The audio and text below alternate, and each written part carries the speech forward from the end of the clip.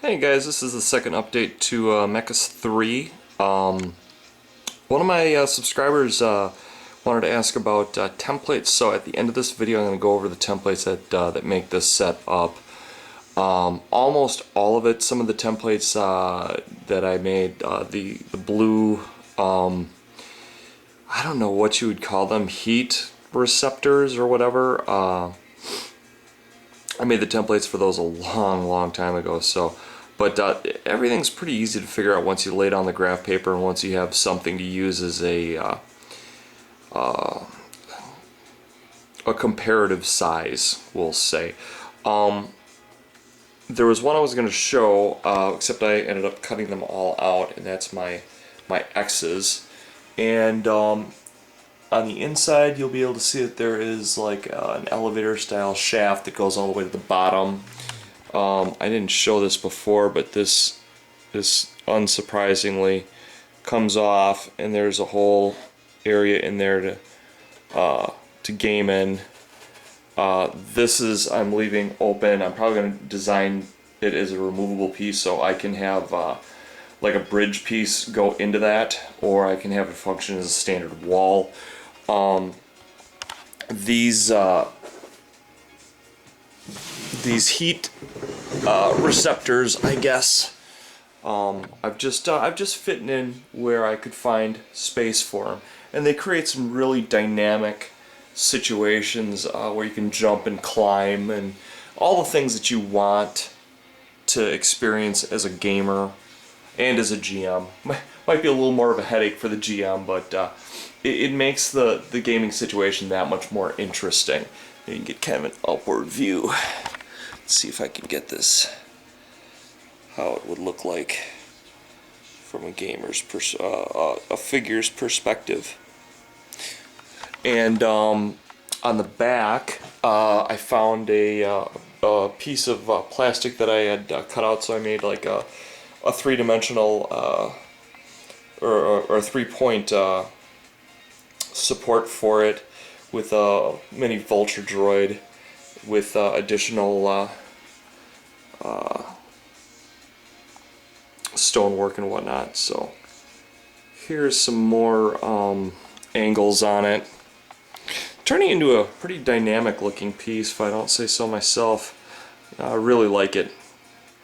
And now what I want to do is I want to show you guys how I basically did, I would say, a good 80% of this.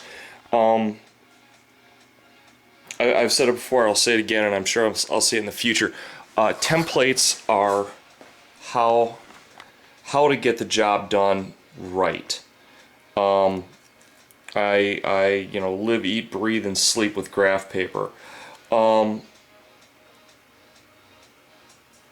If you can get closer to see the lines, you can see there's two basic wall styles that I've got here. There's that, and there is, I don't know if you can see the line work as easily with that. There you go, now you can see the blue lines. Now the way I designed this was to make it a repeatable format. And by that I mean, basically with this, every single time I make a cut, I'm producing another wall, which is really cool. That's what you want. That's what this is all about. And when you do this, there's 4 possibilities.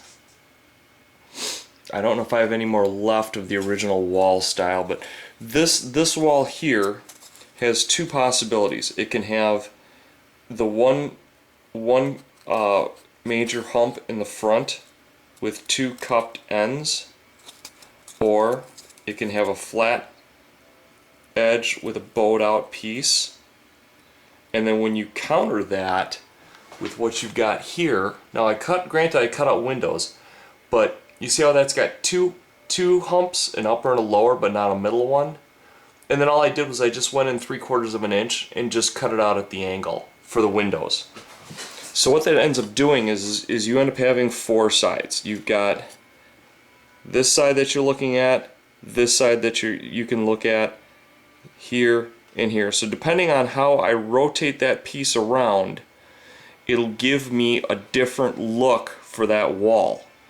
You might want to have a bowed out look for the outside of a ship, but you might want to have a bowed in look on the inside of the ship.